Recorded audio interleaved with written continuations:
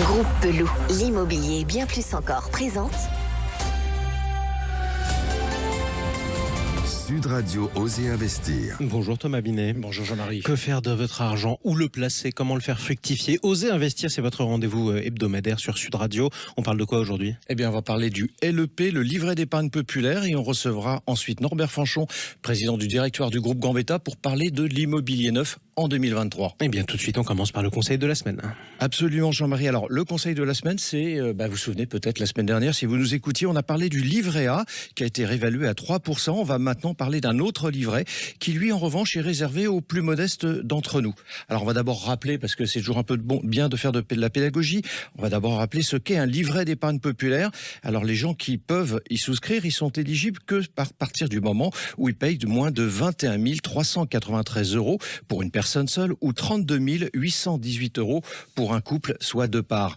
C'est un placement dont le taux d'intérêt est attractif. Retenez bien, 6,1% à partir de février. Absolument, sachant qu'avant, nous étions à 4,60, donc c'est un petit gap quand même. Alors, votre épargne ne court aucun risque et vous n'êtes pas fiscalisé. Vous devez être fiscalement domicilié en France pour pouvoir ouvrir un LEP. C'est limité donc à un livret d'épargne populaire par personne. Montant minimum pour l'ouverture du livret d'épargne populaire, 30 €. Montant maximum, 7 700 €. Voilà. C'est déjà ça? Non, c'est déjà ça. C'est un bon placement complémentaire, effectivement. Eh bien, justement, tiens, on va continuer à parler d'investissement tout de suite avec notre invité qu'on accueille avec plaisir.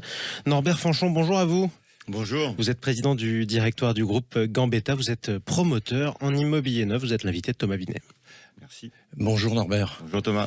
Norbert, vous représentez donc une catégorie, une profession qui, depuis quelque temps, s'exprime pas mal à travers les ondes. Vous-même êtes très actif sur les réseaux sociaux et vous évoquez le fait sur lequel l'immobilier en 2023 et particulièrement dans neuf, ça va craquer un peu de partout. Alors, on va s'arrêter là-dessus déjà pour commencer. Quelle est votre vision sur ce marché en 2023 ?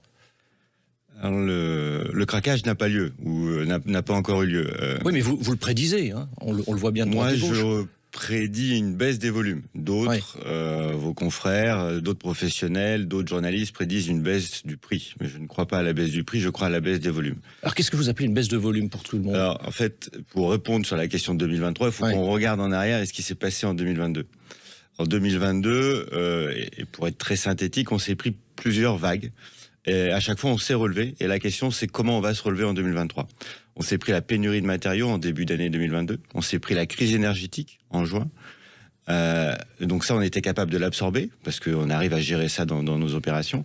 Et puis, en septembre, on s'est pris la hausse des frais financiers. Et la hausse des frais financiers, c'est vrai pour les clients, et vous l'évoquiez tout à l'heure sur le livret d'épargne. Quand un prêt passe de 1 à 3, forcément, ça pénalise votre capacité de financement. Mais c'est aussi vrai pour les promoteurs, puisque le métier de promotion, c'est un métier de dette, et ça pénalise fortement les bilans. Et donc, il y a beaucoup d'opérations qui vont avoir des difficultés à sortir cette année, parce que entre la hausse des coûts des matériaux, entre la hausse des frais financiers, et des clients qui sont inquiets, fragiles, eh bien, ils vont hésiter, ils vont se poser des questions avant d'acheter un logement neuf. C'est pour ça que je prédis une baisse des volumes. Baisse des volumes. Alors justement, Norbert Fanchon, entre l'inflation, hein, on en parle beaucoup, l'augmentation des coûts de construction, vous venez d'en parler à l'instant, l'accès au crédit qui est limité pour les ménages et les prix de vente toujours très hauts malgré tout, et puis vous prédisez pas de baisse, hein, vous entendre.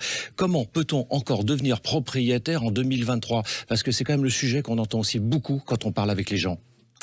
Alors, il y a plusieurs types de propriétaires. Oui. Faut pas oublier qu'il y a quand même 1500 milliards d'épargne, excusez-moi pour la première erreur, 700 milliards sur le livret A et 800 milliards sur les dépôts des comptes à vue. Donc, il y a de l'argent. Après, cet argent, il est forcément pas réparti équitablement. Oui. Il y a de l'argent, les Français aiment la pierre, et quand vous empruntez aujourd'hui sur 20-25 ans à moins de 3%, allez-y. Profitez-en. Souvenons-nous qu'il y a 15 ans, on était à 4%, et c'était un super taux, 4%. Et si on remonte encore il y a 20 ans en arrière, il y a 40 ans, on était à 8-12%. Donc quand on a une inflation à 6, quand on peut emprunter à 3 et qu'on a de l'épargne, il faut acheter. Et il faut acheter de l'immobilier. Et Après, oui. on peut se traiter les classes, l'accès au logement. Alors justement, les primo-accédants. j'allais vous en parler justement, les primo-accédants, c'est quand même une catégorie qui est toujours exposée, on en parle d'année en année, pas moins aujourd'hui, par la force des choses. Comment eux peuvent-ils effectivement y accéder à ces logements, à ces accessions ? Je crois que c'est là où il y a la vraie difficulté dans le marché immobilier, c'est qu'on a des logements sociaux. Donc on est locataire et puis on devient propriétaire, mais entre les deux, on devient second propriétaire. Entre les deux, comment on fait pour acheter son premier logement ? Nous, dans le groupe Gambetta, on croit beaucoup à ce qui s'appelle le BRS, la dissociation du foncier et du bâti. C'est-à-dire que vous achetez le logement, vous achetez ce qui est construit, mais vous allez louer le terrain. Et donc ça permet de baisser le prix de vente de 30%. Et donc ça permet de remettre des gens qui étaient sortis du marché de l'immobilier, sortis de l'accession à la propriété, de leur permettre d'acheter un premier logement. Parce que donc vous allez avoir pour le prix d'un loyer, vous allez devenir propriétaire. Et donc nous on croit beaucoup à ce dispositif. C'est une première étape. Vous passez du statut de locataire à propriétaire pour ensuite, parce qu'un logement, ça vit comme nous. On commence à 1, à 2. On a des enfants, les enfants partent et ainsi de suite. Et donc il faut que notre vie immobilière aussi suive notre vie privée. Alors, Norbert Fanchon, on sait, vous le savez mieux que quiconque, dans le métier, peut-être. pour lancer une promotion, il faut à peu près une 30% de réservation. Alors, ça dépend après avec les organismes bancaires. Mais on voit, en revanche, au moment où je vous parle, un certain nombre de personnes qui vont signer des résas et qui les annulent. Parce que ça, c'est un phénomène qui est en train d'augmenter. Du coup, forcément, le financement derrière de l'immeuble est plus difficile.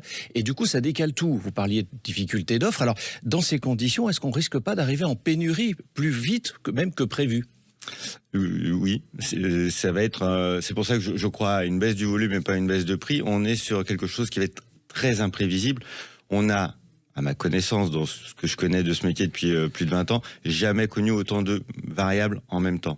On a un dispositif fiscal qui arrive à sa fin. On a des taux qui sont multipliés par 2 ou par 3. On a l'argent des Français et on a aussi la rénovation du parc ancien énergétique. Et tout ça fait que ça devrait conclure, la conséquence, moins d'offres, des prix qui montent et des capacités de financement un peu inférieures à ce qui est imaginable. Les conséquences sur le marché, c'est super nébuleux. Et par logique, on va dire que les prix montent parce qu'il y a une baisse d'offres aussi. Oui. Rapport de l'offre et de la demande, évidemment. Alors, les offres de neuf et d'anciens. Norbert Fanchon, quelles sont les solutions, en revanche, parce que là, on a fait un diagnostic pendant quelques instants ensemble, pour relancer la construction dans le marché du neuf ? Est-ce qu'il y a des solutions évidentes, alors qui prennent toujours du temps, parce qu'on sait qu'on est sur des cycles qui sont jamais courts dans ce métier ? La première solution, c'est de considérer que construire un logement, c'est bien. Aujourd'hui, on est arrivé sur l'idée que construire un logement, c'est pas bien. Pourquoi vous dites ça ? Parce qu'il y a certaines municipalités qui refusent effectivement des permis de construire, qui veulent verdir leur stratégie, c'est ça ? Alors, certaines municipalités, les Français en général, les maires ne sont que le reflet de leurs électeurs. Et le président de la République est le premier des Français. Quand il s'exprime il y a 5 ans et qu'il parle d'immobilier, il parle de rente. Il ne parle pas de logement, il ne parle pas de vie des Français, il ne parle pas de construire une société autour des logements. Pour lui, l'immobilier est une rente. Et donc moi, je pense que la première des choses à faire, si on veut sortir de cette crise du logement, c'est une parole présidentielle, parce qu'en France, on est comme ça, on est très vertical. Une parole présidentielle qui dit pourquoi construire un logement, c'est bien. L'intérêt pour la nation, pour faire société et pour le business. Alors, on peut construire plus haut ? Ah oui, ça serait bien. Ça, c'est une solution aussi ? Ça serait la première des solutions. Oui. Parce que vous avez raison, dans ce verdissement, il y a l'idée de préserver la terre, préserver les espaces naturels. Et ça, on est tous pour. Il y a aucune, il y a pas de débat. Et on rappelle d'ailleurs cette donnée, en fait, la France perd l'équivalent d'un département français en surface agricole tous les 10 ans. C'est la raison pour laquelle, justement, la loi encourage à densifier les zones déjà construites. Et ça, c'est clair. Et on parle de logement sur ce sujet-là. On pourrait aussi parler d'industrie. Parce que si on veut se réindustrialiser, je crois que c'est un autre grand sujet que le gouvernement devrait traiter, eh bien, il va falloir faire revenir des industries. Et donc, ça occupe aussi de l'espace au sol. Donc, si on veut faire du logement et de l'industrie, il va falloir monter en hauteur. Allez, Norbert Fanchon, on arrive à la fin de notre entretien. Je vous en prie, juste en un instant, un conseil à donner à nos auditeurs s'ils veulent acquérir dans le neuf, un point de vigilance. À quoi doivent-ils tout de suite faire attention ? Si vous deviez vous acheter, vous feriez quoi ? Toujours l'emplacement et l'emplacement. Toujours l'emplacement. C'est toujours ça qui compte. Merci Norbert Fanchon, et je rappelle que vous êtes le président du directoire du groupe Gambetta. Et puis revenez, en tout cas, quand vous voulez sur Sud Radio. Merci à vous également, à vous. Thomas Binet. On vous retrouve dimanche prochain. Avec grand plaisir. Pour de nouveaux conseils, justement, oser investir, où placer notre argent. À bientôt. Merci Jean-Marie. Sud Radio, oser investir. Avec Groupe Pelou, l'immobilier et bien plus encore.